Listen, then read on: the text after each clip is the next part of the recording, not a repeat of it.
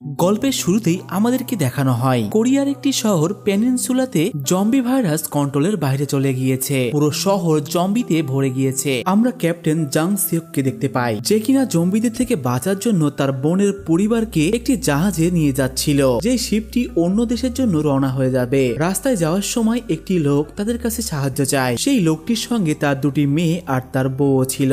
লোকটির শরীরে এবং জামা কাপড়ে অনেক রক্ত লেগেছিল, যার কারণে জং সিওক মনে করে হয়তোবা সেও জম্বি ইনফেক্টেড, যার কারণে জং সিওক তাদেরকে সাহায্য না করে চলে যাচ্ছিল। কিন্তু তখনই সেই লোকটির বউ এসে জং সিওককে বলে, তুমি আমাদেরকে না নিয়ে গেলেও আমার মেয়েকে নিয়ে যাও। কিন্তু জং সিওক তাদেরকে কোনো দয়া না করে তাদেরকে রেখেই চলে যায়। তারা সেই শিপে চলে আসে আর সেই শিপটিও অন্য দেশের উদ্দেশ্যে রওনা দিয়ে দেয়। শিপের মধ্যে এসে জং সিওক জানতে পারে শিপটি জাপানের উদ্দেশ্যে রওনা হলেও শিপটি আর জাপান যাবে না, শিপটি হংকং যাবে।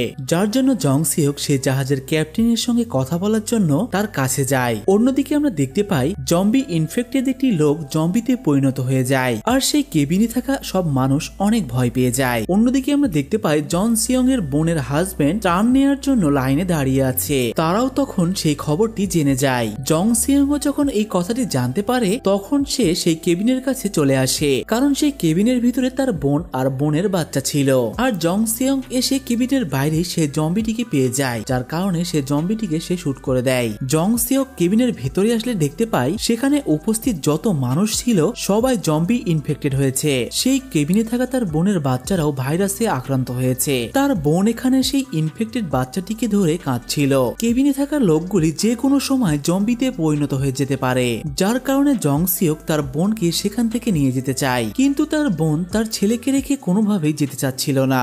দেখতে দেখতে এই মুহূর্তের মধ্যে সেখানে থাকা সমস্ত ইনফেক্টেড লোক জম্বিতে পরিণত হয়ে যায় আর সবাই তাকে আক্রমণ করতে চলে আসে। জং সিওকও তাদেরকে গুলি করতে থাকে। সে কোনো মতে সেখান থেকে বের হয়ে চলে আসে আর সে দেখতে পায় তার বোনের ছেলে জম্বি হয়ে তার মাকেই কামড় দিচ্ছে। তখনই সেখানে গুলির শব্দ শুনে চুলমেনও চলে আসে, কিন্তু জন সিওক কোনোভাবেই তাকে ভেতরে প্রবেশ করতে দেয় না। কেবিনের ভেতরে থাকা সমস্ত জম্বিরা তার বোনকে খাচ্ছিল আর এগুলো সবকিছু তার চোখের সামনেই হচ্ছিল। এরপর আমরা জানতে পারি এ সকল কিছু ঘটেছিল আজ থেকে 4 বছর আগে। ওই শিপে কিছু ইনফেক্টেড লোক ছিল আর সেটি ছিল শেষ শিপ, যেটি কিনা হংকং এর উদ্দেশ্যে রওনা দিয়েছিল। এরপর সেখান থেকে আমাদের 4 বছর পরে সিন দেখানো হয়। এখানে আমরা জং সিওক আর চুলম্যানকে দেখতে পাই। তারা দুজন এখন হংকং এই রয়েছে। হংকং এর স্থানীয় মানুষ তাদেরকে পছন্দ করে না, কারণ তারা রিফিউজি ছিল।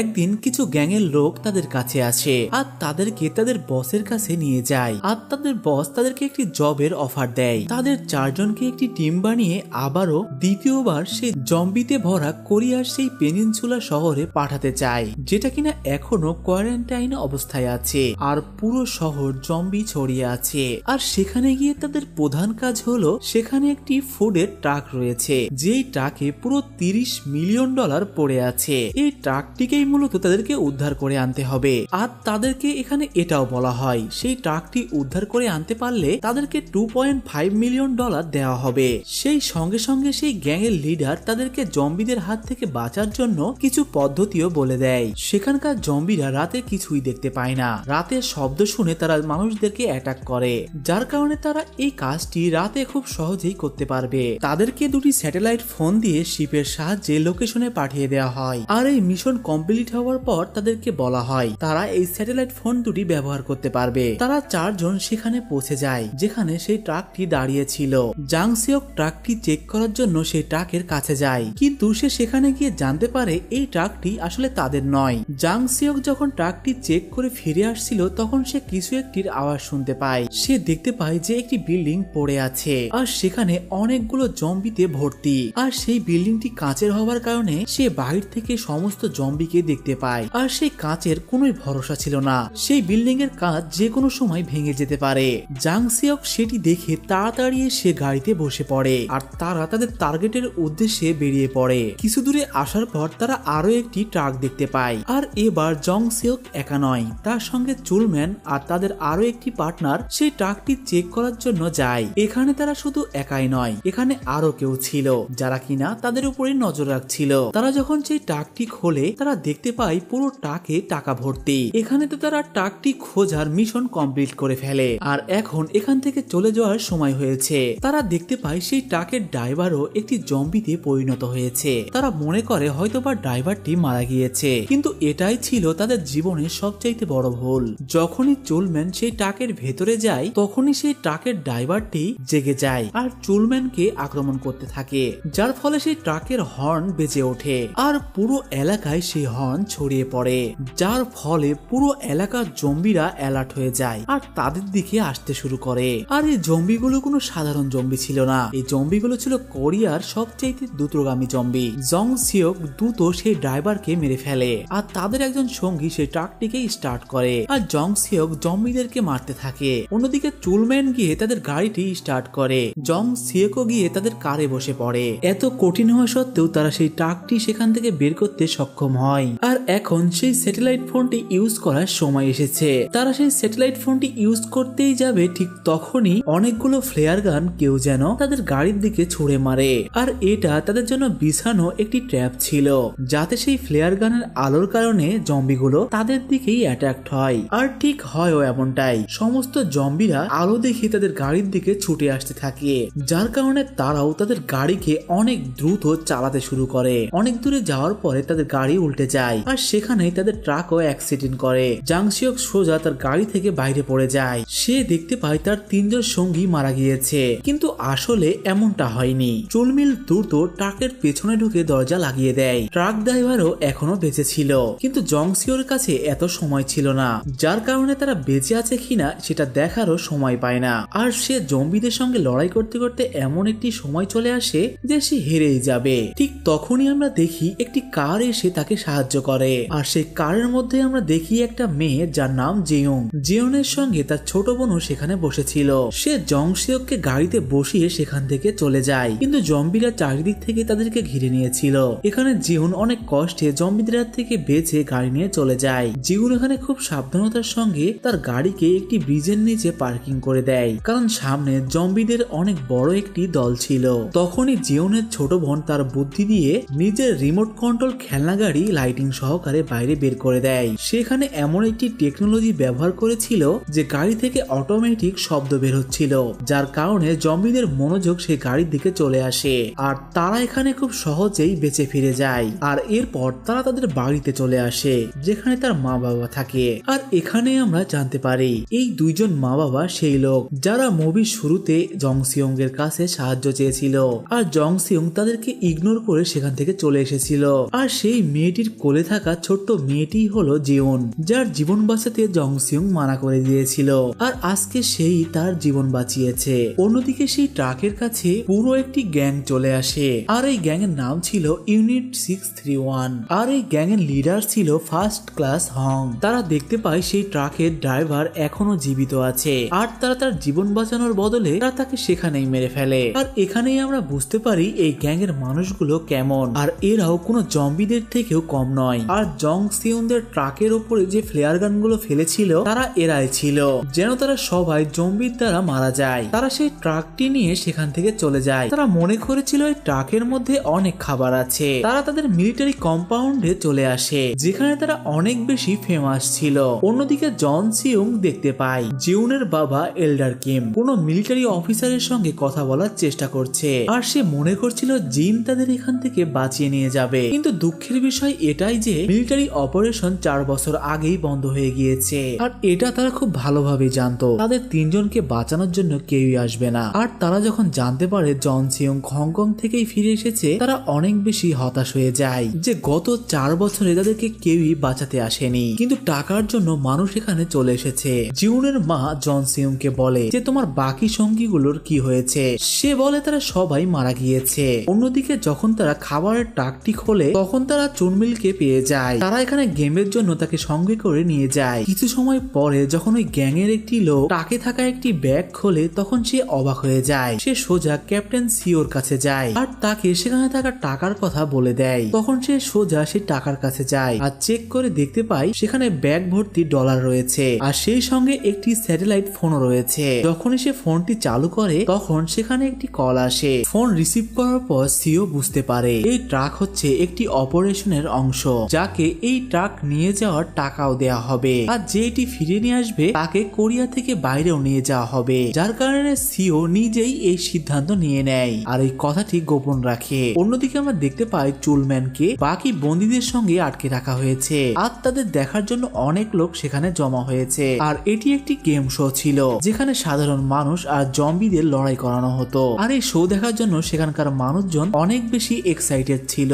প্রথম রাউন্ডে মাত্র কয়েকজনই বেঁচে ছিল, যার মধ্যে চুলম্যানও বেঁচে ছিল। অন্যদিকে জং সিওকের সাথে সেই লোকগুলো ডিসাইড করে তারা সেই মিলিটারি কম্পাউন্ডে অবশ্যই যাবে, কারণ তাদের সেই স্যাটেলাইট ফোনটি খুবই দরকার। সেই ফোনের সাহায্যেই তারা এই পেনিনসুলা থেকে বের হতে পারবে। এরপর তারা সবাই মিলে সিদ্ধান্ত নেয় যে তারা রাতে বের হবে যেন তাদের কোনো অসুবিধা না হয়। কিন্তু এখানে জং সিও খুবই অপরাধ বোধে ভুগছিল, কারণ 4 বছর আগে সেই এই ফ্যামিলিকে সাহায্য করতে না করে দিয়েছিল, যার কারণে সে এই কথা জিওনের মায়ের সঙ্গে শেয়ার করে। এটা শুনে জিওনের মা একটুও অবাক হয় না, সে বলে এটা কোনো বড় বিষয় না। অন্যদিকে ক্যাপ্টেন সিও আর তার একজন সঙ্গী রাতের বেলায় সেই ট্রাক নিয়ে পালানোর সিদ্ধান্ত নেয়। এদিকে আমরা দেখতে পাই জং সিওক সহ সেই পরিবারের সদস্যরা রাতের বেলা গাড়ি নিয়ে বের হয়ে পড়ে, কিন্তু তারা সেই মিলিটারি কম্পাউন্ডে না গিয়ে অন্য একটি জায়গায় এসে গাড়িটি থামিয়ে দেয়। আর এখানে শুধু জং সিওক আর মিনজুই সেই ট্রাকটি চেক করার জন্য যায়। তারা এখানে এসে সেই ট্রাকটি পেয়ে যায় আর সেই সঙ্গে তারা স্যাটেলাইট ফোনটিও পেয়ে যায়। কিন্তু দুঃখের বিষয় হলো সেই স্যাটেলাইট ফোনটি ভেঙে গিয়েছিল।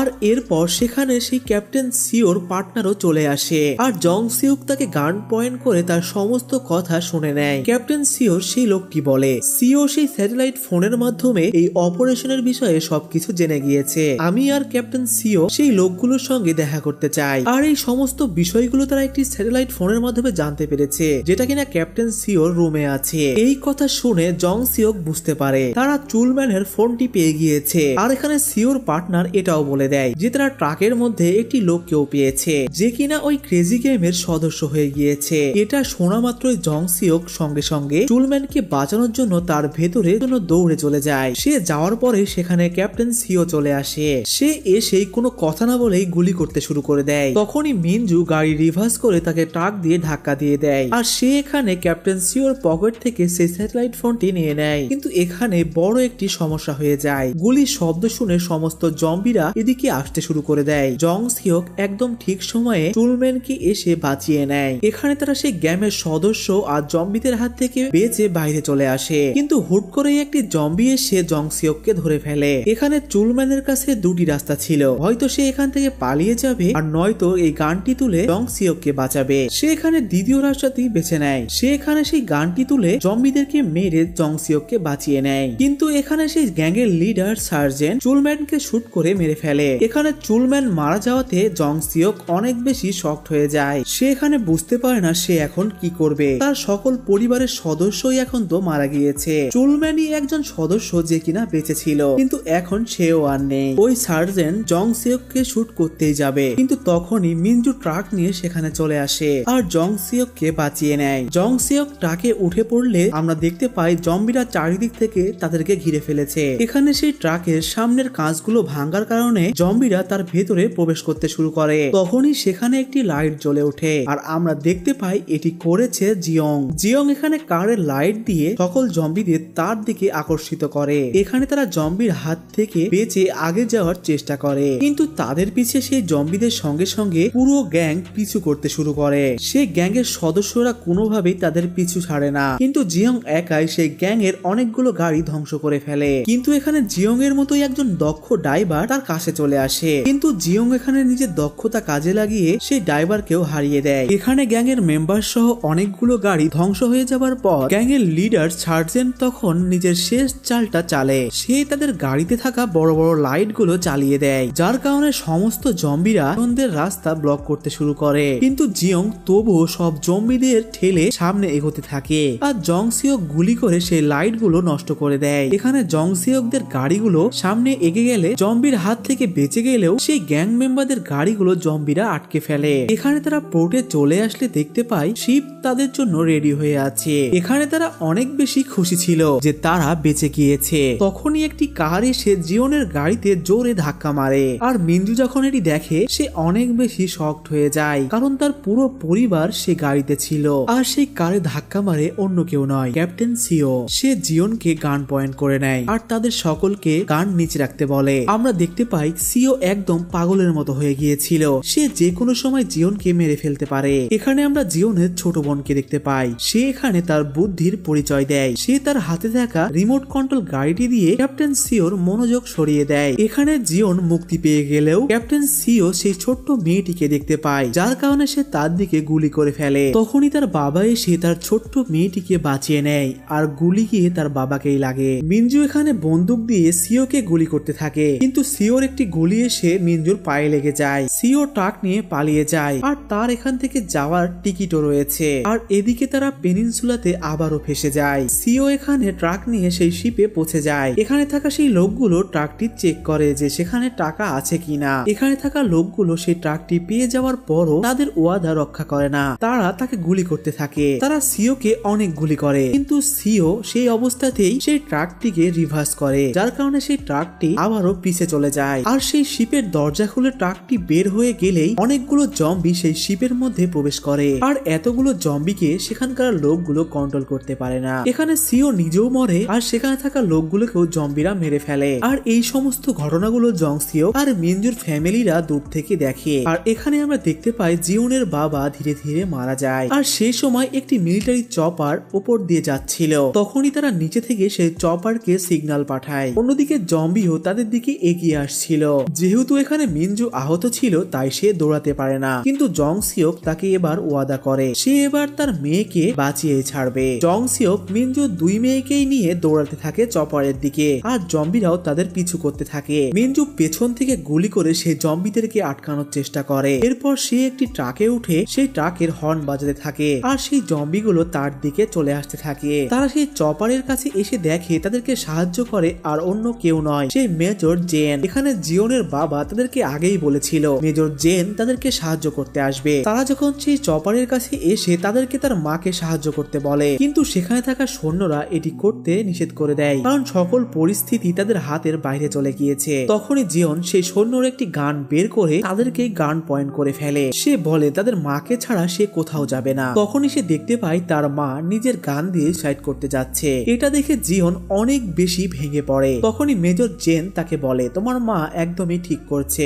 এটাই তার জন্য ঠিক কাজ। জং সিওক এখানে মিনজুর দিকে তাকিয়েছিল ঠিক সেইভাবেই যেভাবে সে তার বোনকে দেখেছিল, কিন্তু এইবার জং সিওক শুধু দেখেই না, সে মিনজুকে বাঁচানোর চেষ্টা করে। সে বন্দুক নিয়ে জম্বিদের দিকে গুলি করতে থাকে আর এগিয়ে আসে। আর এটা দেখে মিনজুও তার সিদ্ধান্ত পাল্টিয়ে ফেলে, আর সেও বাঁচার আশা দেখতে পায়, যেটা সে প্রথমে দেখতে পায়নি। তখনই মিনজুও সেই জম্বিদেরকে শুট করতে থাকে, আর সে চপারের দিকে দৌড়ে আসতে থাকে। এরপর আমরা দেখতে পাই মিনজুও চপারের কাছে চলে এসেছে। এখানে তারা চারজনই সুরক্ষিতভাবে সেই চপারে উঠে বসে পড়ে, আর ফাইনালি তারা চারজনই পেনিনসুলা থেকে বের হয়ে যায়। আর এই সিনের সঙ্গে সঙ্গে এই সিনেমাটি শেষ হয়ে যায়। সো ভিউয়ার্স, কেমন লেগেছে আমাদের আজকের সিনেমার এক্সপ্লেনেশন তা কমেন্ট করে জানাবেন। আর আপনারা যারা নতুন রয়েছেন তারা অবশ্যই আমাদের চ্যানেলটি সাবস্ক্রাইব করতে ভুলবেন না। চাইলে আমাদের ফেসবুক পেজও আপনারা ফলো দিয়ে রাখতে পারেন। তখন সঙ্গে থাকার জন্য আপনাকে অসংখ্য ধন্যবাদ।